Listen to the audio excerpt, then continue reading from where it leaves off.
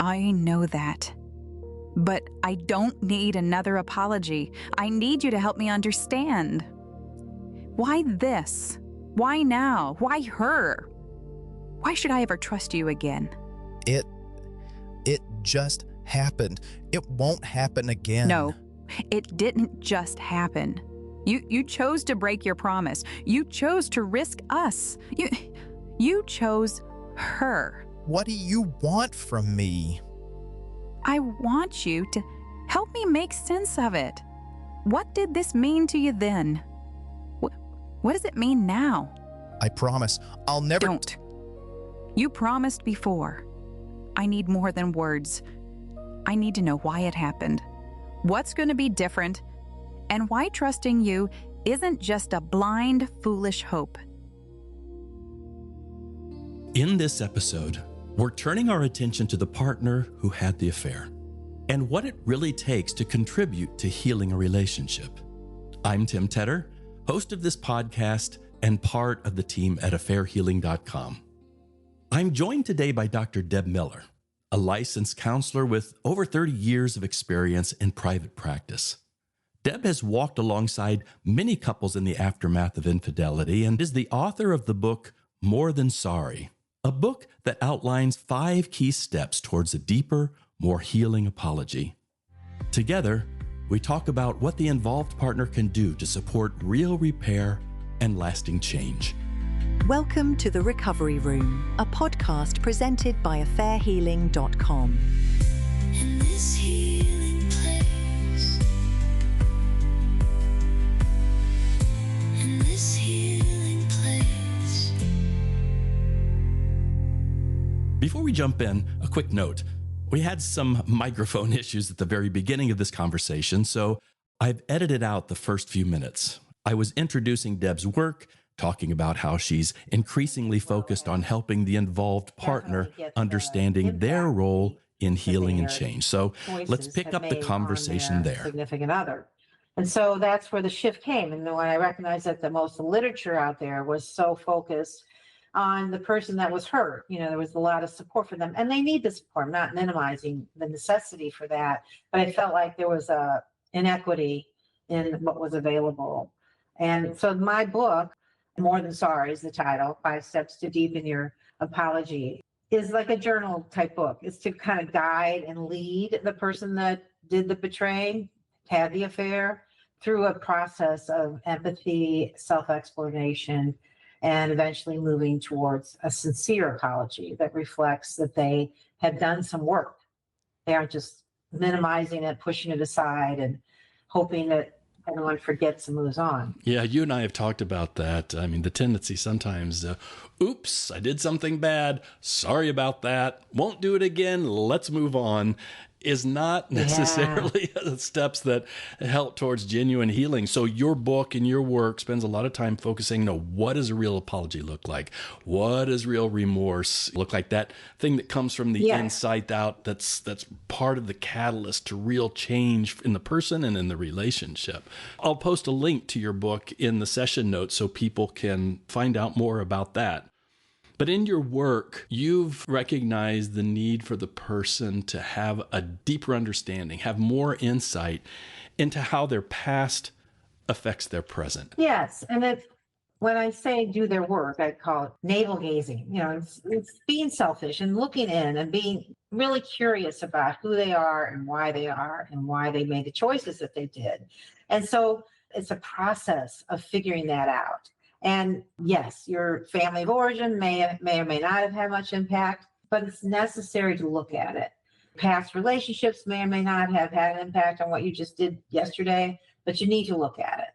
And it's hoping that you find some connection or themes in your life and your personality style and your relationship style that maybe is pervasive and something that, first of all, you need to just bring it up to the surface to become more conscientious of it, more aware of it, so that you can be more intentional about making some sort of change or shift for future relationships. I mean, hopefully you can repair the one you're in, but even if you don't, you hopefully will have more, and you don't want to keep falling in the same hole every time. When you start leading a client down that path, hey, let's look at your story of origin, your family of origin, your past personal history. I mean, do you get pushback very often? I mean, people reluctant to do that? Well, I frame it as such that I'm not a psychoanalyst in the regard that I really want to spend much time in your past. I'm really curious about, as a Gestalt therapist, how it affects who you are today. So I'll ask, where did you get that message that you should have this privilege or this type of relationship? Where do you think you learned this? And so that curiosity about helping people make connections to some past message or example that they may have had in their life is important. Now, today, when you think about that, or you think about your last failed marriage, how do you feel about it today? The process of healing from your cheating is to keep asking yourself, wonder what that was about. Personally, the thought of going back and reviewing my history, especially family of origin stuff, seemed ridiculous to me, when I was trying to work out my own stuff. And very quickly realized, that gives me a lot of insight to help me understand myself a little bit more. But I do find that there are clients, it seems like especially men, that just seem to be reluctant to do it. Sometimes it feels like, I'm not going to blame my parents for my bad behavior. And all. They just have a misunderstanding of even the need to do it. Give some examples of ways that a person's past affects their present. Well, certainly the classic is, I remember my dad used to cheat on my mom and I was really angry, and that, I love my dad, and just recognizing those patterns were there that may or may not affected their choices in the moment.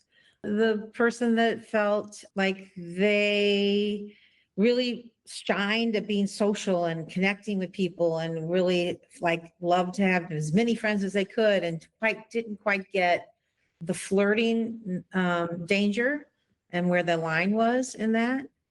You can think of some? I know when I'm looking at family history, sometimes it is about patterns of infidelity. Even if someone grew up in an environment where there was infidelity and they didn't know about it, they are picking up clues on relationship and connection, and they learned that along the way. But even when it comes to how someone is open, vulnerable, authentic, able to communicate what they want in a relationship and be heard, know how to seek connection after conflict, instead of just shutting down or playing it safe and eventually just, let's get back together again without really dealing with it. I think all of those things create a context in a relationship where it may not be directly connected to infidelity, but it creates a context in which relationship is not intimate. There's a barrier there. I'm speaking from my experience because I was a good guy and was a pretty good husband and father, but I grew up in an environment where I learned to be suspicious of strong negative emotion from my mother, and my dad was emotionally disconnected. So I picked up a lot of patterns that didn't make me cheat. And in fact, I lived, in my life and in my marriage for 16 years with never crossing the line, never thought I would. And yet I can also look at the pattern in my marriage where struggled with being vulnerable, struggled with being authentic. The things I wanted, needed, I didn't know how to talk about it. I would just hold those things inside, become resentful. I would blame my marriage and my wife about, on dissatisfactions and not realizing how I was contributing probably more to those dissatisfactions than she was. So when I started getting into counseling myself, and the counselor said, let's talk about that. And I just realized, these patterns of interaction, these patterns of intimacy, these emotional responses I had in my marriage that continued over the years to cause me to shut down and distance myself and become more, critical and judgmental. And that just over the years left room for someone eventually stepping in and, you appreciate me. It's easy to feel connected to you. And all of a sudden I'm jumping into that with, I have the right to do this. Because look at how miserable my marriage has become, not realizing how much I was at fault. I just didn't, we don't tend to see our own stuff, I think. We're blind to it because it's normal to us. Yeah, and I think it's interesting. That's one of the things I ask my clients to do is to look at what they liked about themselves in the affair, because that shows you what kind of reflects what you're missing. And then the next question is, what can you do to create that more? How come you were blocking getting being vulnerable and open and spontaneous and fun seeking with your significant other. How come you could do it in this other affair relationship? I probably did it early in my marriage too. It's just easier. It's when, when all that stuff's going on in your body and you're wanting to bond and connect. It's just when the real life sets in. Yeah. The patterns start showing up. And that's certainly a reflection of the novelty of an affair. The secrecy, it makes it much more exciting. Mm-hmm. And, it's an escapism from the mundane, pick up the kids from school and go sit and watch them at basketball. I mean, it's just, there's reality that you get it. Like, now I get why I was so susceptible to that flattery, that fun, that secret, relationship. But as far as recognizing how you were as a kid is certainly interesting. I mean, I was thinking as you were speaking about your own experience, which I'm sure your audience appreciates your sharing, is also the kid that was raised with privilege, that they figured out that they got to get whatever they wanted. They never were told no, whether or not their parents were good people and followed the rules, et cetera. Sometimes that gets conveyed. And then there's the personality styles of being able to know what you're feeling, to know what your emotions are. I certainly had that frustration in working with a lot of clients, primarily male. They really just didn't have the emotional awareness of themselves or the vocabulary to express what they needed or felt. And it was why the act of sex was so powerful. That they I could identify. That felt good. But to understand what other things were missing emotionally for them before they got into bed with someone, that was a stretch. That was something that had to be almost taught. But behind all this is, do you want to? You have to ask your client, do you really want to change?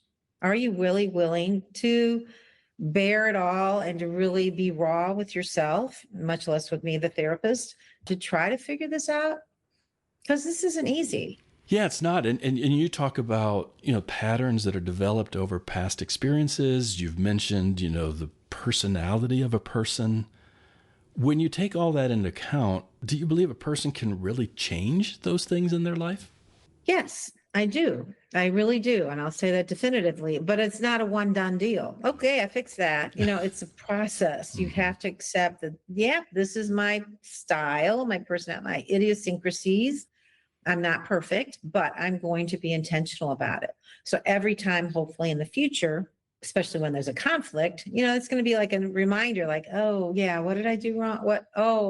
I didn't really say out loud what I needed. I forgot to listen and have empathy. It's those reminders. And it may feel kind of like you're an idiot that takes you 5 times to get it, but that is the process. Yeah, it's the work of change. I mean, it'd be discouraging if we didn't have the opportunity to be able to begin envisioning a better version of ourselves and have the hope that we can start moving towards that. And like you said, it's not give me the 3 steps to take so I'm all new. It's a lifelong journey and a process to keep moving in this new direction. Very hard, very humbling. And it takes a lot of courage and a lot of willingness to face your guilt, to really embrace where you've screwed up. And, we've all been trained as children on up to say, I'm sorry. But I mean, to truly get that you're sorry, to truly understand the ramifications of your choices. And some of them you don't know exactly, but you can make guesses, by putting yourself in their shoes and understanding it. And that's why the apology has to be really reflective that you've looked at yourself, that you've really questioned your motives, your intentions, your actions, and have dissected them enough to really say, I'm sorry because, here's what I know about me. Yeah. I mean, so your apology work is really a deep dive into just understanding yourself and acknowledging the things that you take responsibility for and how you want to change those things moving forward. Yeah. So it's a weird interplay between a cognitive, let me learn about personality styles, or let me learn about attachment styles. Let me learn about conflict resolution. Let me learn about how to do empathy. That's fine. You got to do that. But then the real gut wrenching is, how do you feel it? How do you get it? How do you truly get it in the sense of connecting with the emotions around where you've screwed up? So it's that kind of a marriage of the two, your head and your heart. to really get to a place where your apology is really sincere and valid. One of the things I appreciate about your work, Deb, is that it seems to have followed a similar path as my own. And I'm not saying I appreciate it because you're like me, yay. But that you were doing work with couples, you're working with infidelity, and you're probably seeing the fruit and the positive results of that, but also seeing that discouragement of couples that are kind of going through steps, and yet on the other side of it, there's just some things that seem left undone. And your work was recognizing, boy, the person that caused this injury, the person that stepped into infidelity, there's more work that person needs to do. And if they can get it right, there's a much better chance for long-term change and healing for the relationship. Mm-hmm. Mm-hmm. How did that process come about for you? I mean, well, again, just the stuckness of the couple's work. They come back a week later and it was just repeating the same stories and the same questions. And it felt like there was too much of an expectation on the person that was cheated on, too much expectation that the wounded person would go, okay, I believe you. You're not going to do it again. I'm over it. There was too much of that without any impetus or any true soul searching from the person that cheated. So you'll work with a couple, but then do that separate work with the individual, the betrayer, along with that. Yeah, some therapists don't want to do that. And I get it. It's slippery. You have to really talk to them as a couple. Yeah, I agree. I do the same thing. As long as you explain what's happening and there's a respect of what's going on and they're in agreement with it, I think it can be very beneficial. Yeah. I do see couples that work for a period of time, and yet you get to a place there's just not a lot of progress. And once in a while, I can look at that and say, you know what, the betrayer's really doing the work, and they're really trying to move ahead in a way that should provide hope for change. And it's the one who is betrayed that's kind of stuck, maybe because of past trauma or just things they're dealing with an inability to forgive and all of that. And I mean, over time, now I'm not talking about immediately, but you're 2 years down the road and they still like, well, I don't know if I'll ever forgive you. I mean, they're getting things stuck. But I agree with you. By far, the majority of time, the problem was the person who's betrayer who just, hey, can we just get over this? Give me the list of things I need to do. And then let's, I'm sorry, let's move on, forgive, forget, learn to trust me again. And they failed to do the work that they need to do to figure some stuff out, to provide hope for real change. The spouse, has the right to say, well, you promised things before. What's going to be different now? I hope they have an answer to that question. You're trying to help them come up with what those answers could be. And sometimes there's not a great answer, but one of the steps of my program is to say it out loud. If I, the betrayed, says, you know what, I don't really trust you. I'm not sure I'll ever trust you again. The betrayer doesn't have to have the perfect answer. They just have to empathize. They have to say, I get it. I hurt you so badly in the past. It's hard to imagine feeling 100% trust from me. You don't have to say, oh, well, hey, I'm doing this, this, and this. Don't have to get defensive about it. It's just acknowledging it. Many people who've had affairs are understandably reluctant to reach out for personal help. I hope this conversation has helped make the case for why doing this work really matters. If you're ready to take a next step, I want to offer you 3 helpful starting points. The first is Deb Miller's work. You can find information about her counseling services, resources, and her book, More Than Sorry, at her website, Dr. Deb Miller, and that's Dr. just DR, Dr. Deb Miller. I'll put the link in the episode notes. The second resource is available at affairhealing.com. The Understanding Why course. This isn't just educational material. It's a 10-step process that includes 4 sessions with me, designed to help you answer the why behind the affair and identify meaningful changes going forward. And finally, you can visit affairhealing.com and click on the Renovate menu to share your story with me. I'll get back to you with personalized recommendations about what might best support your healing process. All right. Well, thank you for not only your work, but being willing to share that with us. And thank you, Tim. I wish you well in encouraging relationships and individuals towards healthier outcomes. Yes, same to you. Keep the hope, people. Keep the hope.